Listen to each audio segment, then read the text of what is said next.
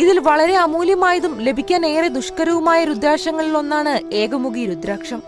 5 വർഷം മുമ്പ് പുത്തൂർ കൈനൂർ ശിവക്ഷേത്രത്തിൽ നട്ടുപരിപാലിച്ചു വന്ന രുദ്രാക്ഷമരമാണ് ഇപ്പോൾ നിറയെ കായ്ച്ചു നിൽക്കുന്നത്.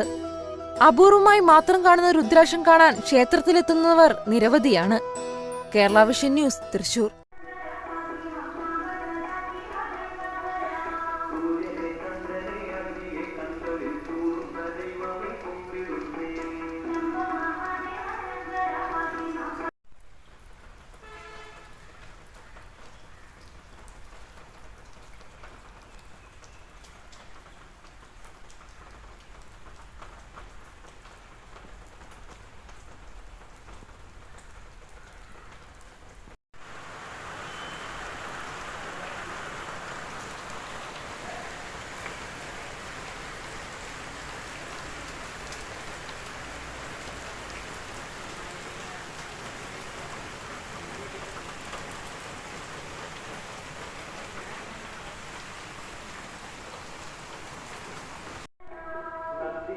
ദ്വാരപാലകനാണ് വാഹനമായതു കാണയല്ലോ.